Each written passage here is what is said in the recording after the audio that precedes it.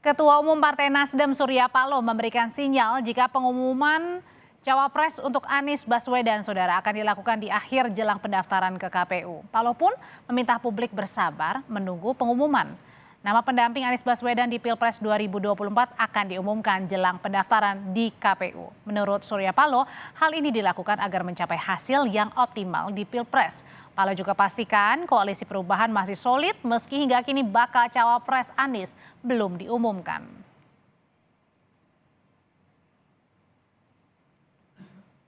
Sementara Kepala Bapilu Partai Demokrat Andi Arief melalui akun Twitter pribadinya mendesak Anies Baswedan segera umumkan bakal cawapres. Dalam cuitannya Andi menulis koalisi lain mungkin punya strategi cawapres last minute, tapi koalisi perubahan tidak harus demikian. Andi menambahkan bisa keliru 2 menit terakhir penentuan cawapres. Partai Demokrat berbeda pendapat dengan Surya Paloh. Saatnya Anies Baswedan mandiri dan tentukan sikap.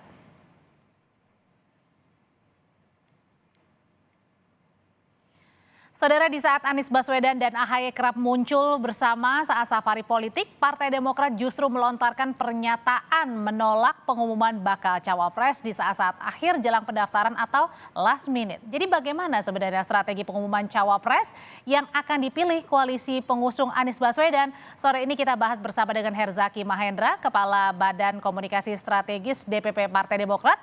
Ada juga Yunarto Wijaya, Direktur Eksekutif Carta Politika. Dan akan segera bergabung Willy Aditya, Ketua DPP Partai Nasdem. Sore Bapak-Bapak. Sore. Ya, selamat sore. Selamat sore. Selamat sore. Jadi Bang Zaki, kenapa sih Partai Demokrat ini nggak setuju pengumuman bacawa pres last minute? Pertama, ini kami bicaranya dalam konteks tidak pas ini judulnya. Bukan tolak umumkan, enggak. Tidak begitu gitu. Ya. Kalau dari kami tetap konteksnya itu kita saling menghormati ya. Konteksnya kita saling menghormati, satu sama lain punya pandangan. Inilah perbedaan koalisi perubahan dengan yang lain. Kalau yang lain beda-beda pandangan kayaknya nggak boleh gitu, terus dipanggil gitu. Kalau kami enggak. Kami ini bertiga sama-sama ingin Mas Anies menang ya. Kita punya pengalaman masing-masing, punya cara pandang masing-masing, punya perhitungan masing-masing juga gitu. Nah, itulah yang kemudian kita sampaikan, kita komunikasikan kepada Mas Anies. Coba tadi dicermati kata-kata Bang Andi Arief tadi itu bukan kemudian misalnya menolak gitu, tapi lebih kepada dalam konteks bahwa kita kalau mau menang itu menurut pandangan Demokrat ya, kita harus mengumumkan selambat-lambatnya 6 bulan. Kenapa Ya, hal itu harus untuk bisa diumumkan optimisasi. selambat-lambatnya 6 bulan bukannya last minute, Bang Zaki? Begini, ada perbedaan yang sangat signifikan antara koalisi perubahan dengan koalisi-koalisi lain ya. Kalau koalisi yang akan melanjutkan program Pak Joko Widodo, sederhana aja. Kalau bicara ya apa programnya Pak? Ya melanjutkan Pak Jokowi, selesai gitu. Nggak ada ide, nggak ada gagasan. Kan begitu. Nggak ada konsep baru gitu. Tapi kalau perubahan ini punya konsep baru, gagasan baru ya, mana yang diubah?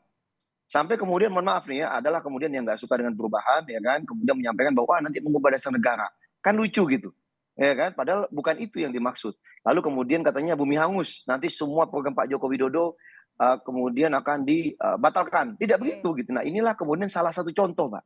Salah satu contoh mengapa koalisi perubahan ini perlu lebih awal, lebih cepat dalam konteks mengumumkan cawapres. Karena apa? Banyak kerja-kerja yang masih kami lakukan di lapangan untuk memastikan bahwa publik itu benar-benar memahami perubahan dan perbaikan itu seperti apa. Itu satu hal. Yang kedua, dalam konteks kita masih ingat, ini Indonesia bukan Jakarta. Oke, kalau kita bicara mengenai kalau 6 gini, bulan, Bang Zaki, kalau 6 bulan itu berarti di mana dong? Pastinya kan kalau bentar lagi kan jelang pendaftaran nih. Iya, kalau 6 bulan kan bagi kami ya konteksnya itu Agustus. Kenapa 6 bulan? Perhitungannya berdasarkan negara-negara maju, Mbak. Yang kita cermati rata-rata selambat-lambatnya itu 6 bulan mengumumkan. Kemudian kita juga berhitung bagaimana luas wilayah Indonesia. Kenapa tadi kami sampaikan bahwa Jakarta beda dengan Indonesia. Indonesia bukan Jakarta. Kenapa? Jakarta Mbak hari ini Mbak ngomong ke saya. Bisa yang di Kemanggisan, bisa yang di Pesanggerahan, Kebonjeruk, atau misalnya yang di Cilincing. Itu bisa langsung bisa tahu gitu loh. Bisa dengar, bisa mengerti, bisa sampai pesannya. Tapi saya kemarin baru dari Ketapang, Mbak. Ketapang itu 1 jam perjalanan dari Pontianak, ya. Kalau Mbak geser dikit 1 jam aja dari Pontianak, daerah Kuburaya, bisa itu sinyal bisa hilang, Mbak. Dan ada yang nggak ada, bukan hanya nggak punya wifi, tapi telepon pun tidak bisa gitu. Jadi maksud kami, kita butuh waktu untuk sosialisasi. Dan yang masih diingat, Mbak, masih diingat, cawapres bukan pelengkap. Ya, memang Mas Anies adalah superstar sebagai capres. Tapi cawapres bukan pelengkap. Mengapa? Bagi koalisi Oke. perubahan, menurut kami ya Demokrat ya, Tahan dulu karena sampai Mas di sana Anies Bang ini Zaky, karena di sini sudah ada ketua terakhir, Oke, oke, maksud silakan. saya. Maksud saya, ya yang kami ingin sampaikan adalah eh, Mas Anies ini saat ini posisinya tidak teratas, gitu. Ya, sehingga bagi kami perlu ada percepatan. Tapi ini kan namanya usulan.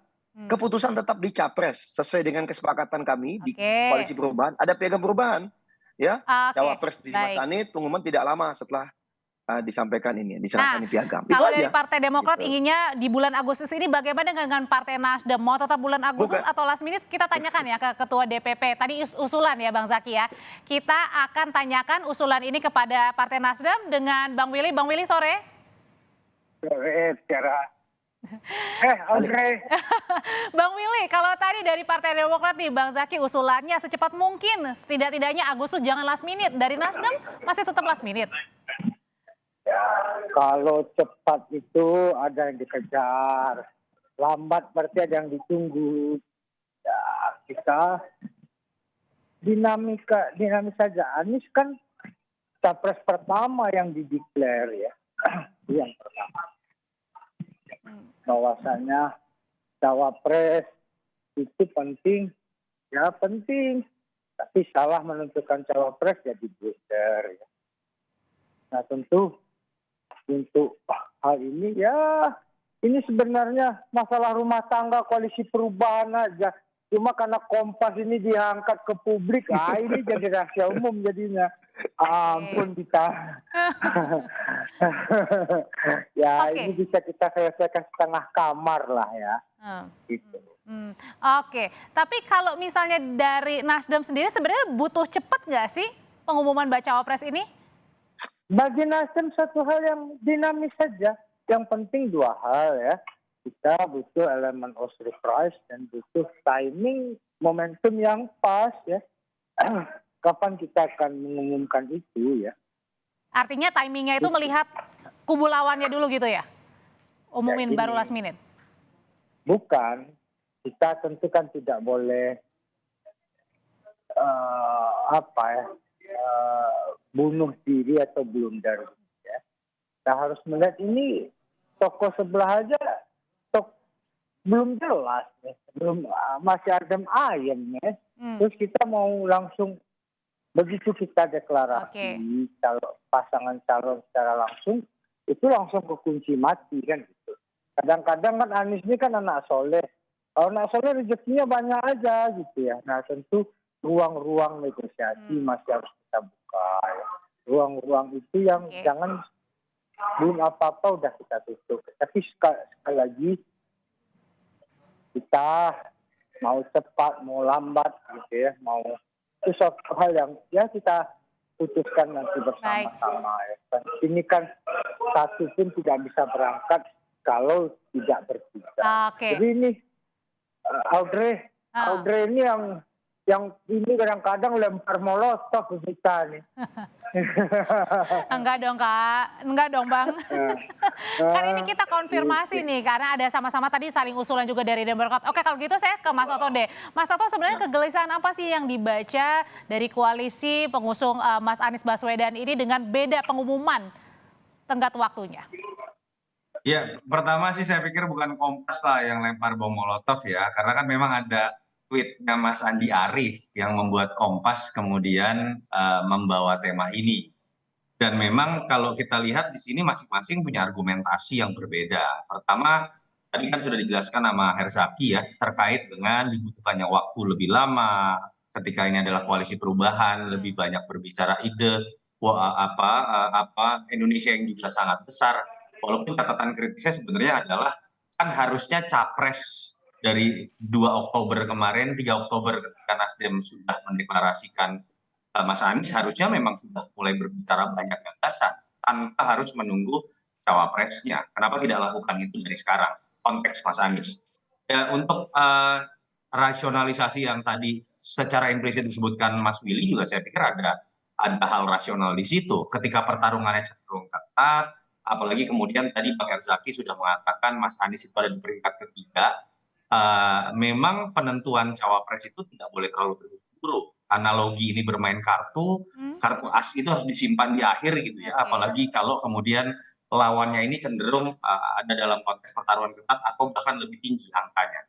Jadi masing-masing punya argumentasinya. Tapi yang menarik sebenarnya menurut saya kan adalah apakah masalah waktu ini adalah substansi yang sesungguhnya atau jangan-jangan substansi yang sungguhnya berbeda adalah Demokrat menginginkan AHY sementara Nasdem membuka ruang itu menjadi lebih luas. Jadi bukan masalah waktu, tapi masalah siapa gitu. Itu yang Oke. saya pikir bisa Jadi dijawab oleh alotnya Mas. di siapanya baca opresnya ya Mas Toto?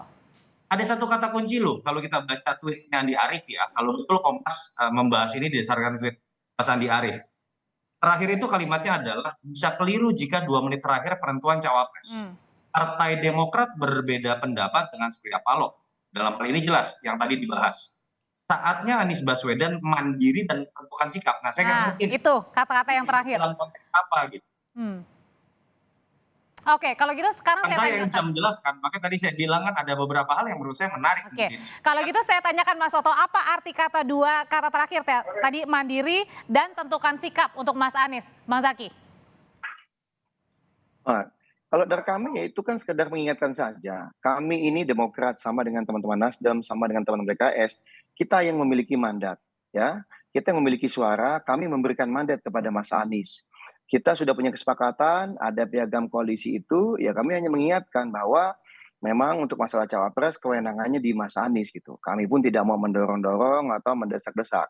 Silakan dicermati di berbagai interview, mau dengan Mas Ahaye, dengan saya, maupun dengan teman-teman Demokrat lainnya, sikapnya selalu sama. Cawapres ranahnya capres, karena ini sesuai dengan keputusan dan kesepakatan bersama 3 ketum parpol dari koalisi perubahan gitu. Nah, kalau kita bicara mengenai konteks saatnya mandiri, saatnya apa tadi Mas Toto? Tentukan sikap. Saatnya Ya, saatnya independen. mandiri dan saatnya mandiri, independen dan tentukan sikap. Ya itu hal yang normatif saja menurut kami ya, mengingatkan saja bahwa beliau ini sebagai capres, beliau lah yang lead the way gitu. Karena kami ini sederhananya begini nih. Demokrat ini kalau bahasa Jawa ini sudah pasrah bongkoan nih kepada Mas Anies. Ya, dalam konteks tadi piagam perubahan memberikan mandat kepada Mas Anies sebagai baca pres. Lalu memberikan mandat kepada Mas Anies untuk menentukan siapa cawapresnya.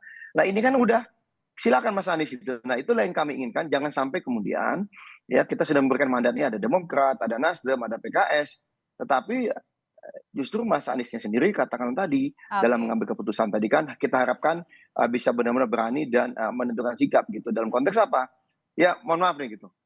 Mas Anies sudah sampaikan juga ada kriteria nol, sebenarnya bukan tambahan, tapi menegaskan ada berani dan tidak punya masalah kan gitu, tidak punya masalah hukum. Nah, di sini kan juga mau menegaskan bagaimana capresnya kami ini koalisi perubahan ini capres yang berbeda dari capres-capres lain, karena beliau ini beliau ini bebas mengambil keputusan gitu loh. Ini yang kami inginkan. Anda ini kelebihan Anda itu, jangan Anda jadi sama kayak mohon maaf baca pres dari koalisi lain. Nah, kalau berarti gitu bukan baca pres koalisi perubahan nanti, kan begitu.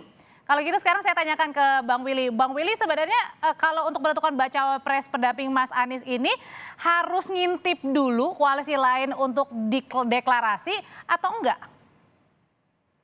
Ya maybe yes, maybe no. Ya kan kita sudah ada satu nama di kantong Mas Anies. Itu proses pengambil keputusan penting. Sekali lagi ini hal yang luar biasa yang tidak dimiliki oleh 2 capres yang lain ya. Bagaimana kerelaan dipimpin secara totalitas oleh 3 partai kepada Mas Anies itu sebuah praktik politik yang sangat progresif ya. Itu yang harus kita lihat ya. Cuma kadang-kadang kan ya kalau sekarang ibaratnya ini udah asar lah. Kita menunggu maghrib aja masa nggak bisa nahan. Tentu ini butuh kesabaran ya. Kadang-kadang kan blunder itu terjadi pada saat-saat injuritan seperti ini ya. Tentu kita butuh sama-sama cermat, sama-sama menjaga langkah kita ya. One for all for one. Itu spirit yang kolaboratif, kolektif yang selalu kita kedepankan di dalam koalisi perubahan ya. Ya tentu tapi Bang Willy, bagaimanapun nah kalau terakhir kan Mas Anies, Mas Ahaye mesra ya, beberapa kali terlihat ya, terakhir juga di Bandung, terus kemudian lihat kegiatan Polri begitu. Nah sebenarnya dari Nasdem sendiri masih tetap satu suara, misalnya kedekatan dengan Mas Ahaye dengan Mas Anies, atau ada calon lain? Siapapun itu kita serahkan pada Mas Anies ya. Itu yang kemudian menjadi komitmen awal dari Partai Nasdem, tidak berubah satu inci pun ya. Ya siapa yang diputuskan oleh Anies Baswedan itu akan kita dukung bersama-sama. Tidak akan lari itu gunung dikejar itu. Jadi tinggal kita bicara tentang momentum dan elemen surprise-nya. Nah sembari kita juga melihat ini kan politik kita yang menjadi epicentrum dalam kontestasi Pilpres itu ya capres. Ini menurut ilmu Bung Toto ini kan average-nya kan kontribusi cawapres itu 12% ya secara secara kuantitatif. Gitu. Jadi memang kalau beberapa catatannya ya memang harus capresnya yang kita harus harus kita eksploitasi habis-habisan tentang catatan Herzaki dan lain sebagainya itu. Jadi memang yang menjadi magnet utama epicentrum itu capres ya. Gitu. Jadi begitu. Oke, kalau gitu Mas Toto dari koalisi perubahannya Mas Anies Baswedan, PKS, Partai Demokrat, Partai Nasdem sudah ada nama Mas Ahaye. Tapi dua parpol lain ini siapa sih dari ketiga parpol ini siapa yang paling kemudian nama yang paling mungkin lah akan dipilih selain nama Mas Ahaye? Ya kalau bicara dari kader parpol memang hanya Mas Ahaye. Karena PKS tidak pernah sekeras Demokrat dalam konteks menyertakan kadernya ya untuk kemudian menjadi calon wakil. Posisi dari Ahaye juga kita tahu adalah ketua umumnya langsung. Karakter dari Partai Demokrat dalam konteks elektoral juga kita tahu sangat terpusat pada nama Yudhoyono gitu. Jadi sebenarnya ini kan sangat mudah dibaca ya. Ada perbedaan sikap ketika orientasi utama dari Demokrat adalah menempatkan nama Mas Ahaye ada dalam suara menjadi cawapres. Sementara mungkin PKS atau Nasdem berpikir mengenai hal yang lebih luas. Bahwa tidak bisa kita pastikan Ahaye, tapi kita berbicara lebih lanjut dalam jangka waktu yang masih tersisa 3,5 bulanan, tempatkan nama termasuk membuka nama selain Ahaye untuk bisa menjadi cawapres karena targetnya adalah menang, apalagi dengan sebuah fakta yang tadi diakui oleh Bang Herzaki, posisinya ini kalau di 3 besar itu ada dalam posisi buncit sehingga tidak bisa kemudian pemilihan cawapres itu kemudian ditentukan terburu. Tapi saya mengerti juga buat Demokrat ketika orientasinya adalah menempatkan Mas Ahaye di kertas suara, lalu kemudian diputuskan di last minute. Ini kan membuat Demokrat kemudian menjadi terjepit. Apakah kemudian Demokrat masih punya waktu untuk berbicara pindah kepada koalisi? Menurut saya memang tidak mudah untuk dirumuskan. Ini terkait dengan kepentingan dari masing-masing partai, bukan hanya dalam konteks pilpres, tapi keberlangsungan partai mereka dalam pileg. Oke, sejauh ini Mas Toto sudah ada 3 poros koalisi ya untuk Pilpres 2024. Dari 3 poros koalisi ini, siapa yang paling siap untuk menentukan cawapresnya? Atau semuanya jangan-jangan 3-tiganya last minute? Tidak ada yang siap. Kalau kita lihat kan semuanya memiliki kelemahan karena tidak ada satupun yang elektabilitasnya sudah bisa dipastikan aman. Artinya ada hitung-hitungan yang harus jeli sekali terkait dengan variabel komplementer bisa menutup kelemahan elektoral dari capresnya. Lalu ada lagi variabel intervensi dari luar. Saya berikan contoh Pak Prabowo.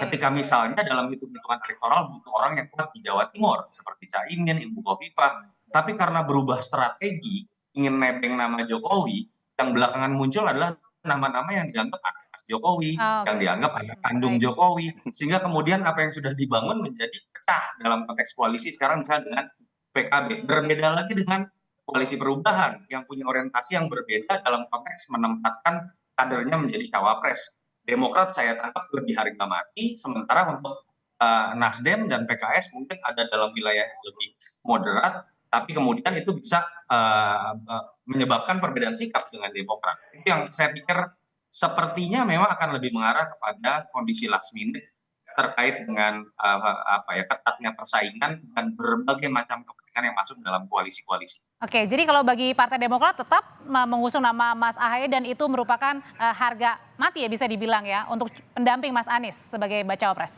Bang Zaki. Sebenarnya sudah tegas dan jelas gitu bagi Mas Ahaye ya, kita berbicara mengenai value perubahan gitu, nilai perubahan, kita ini udah ngusung perubahan sejak 2020 bahkan ketika Mas Ahaye jadi ketum. Kita yang pertama menggaungkan perubahan dan perbaikan. Lalu kita ketemu ternyata, oh teman-teman Nasdem juga restorasi konsepnya perubahan juga. Teman-teman PKS juga iya perubahan juga, makanya kita berkoalisi Mbak. Jadi mesti dilihat runtutannya dulu, kami bertiga ini muncul bergabung bersama dulu.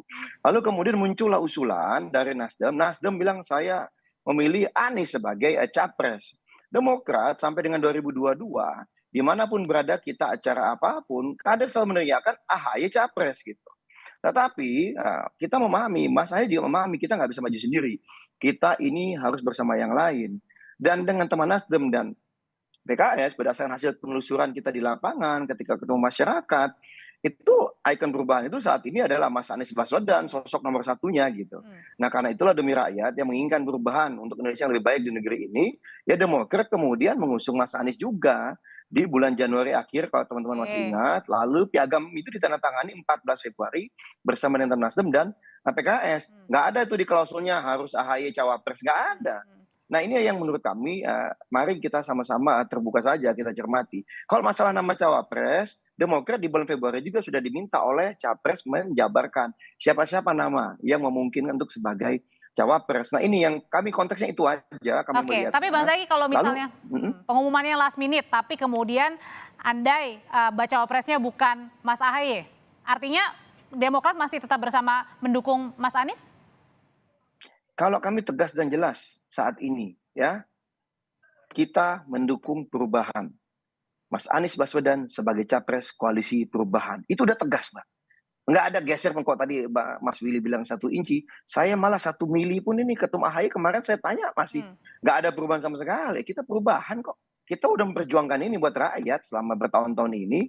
Dan Mas Anies adalah capresnya. Itu yang nggak ada nada. Nah kita pikir-pikir dulu lah cawapresnya siapa. Saya belum pernah dengar itu pembincangan itu dengan Mas Ahaye ya atau mohon maaf di pengurus inti kami atau dengan PSB saya nggak pernah dengar perbincangan bahwa kalau misalnya bukan Mas Ahaye kita geser, nggak ada yang dibicarakan.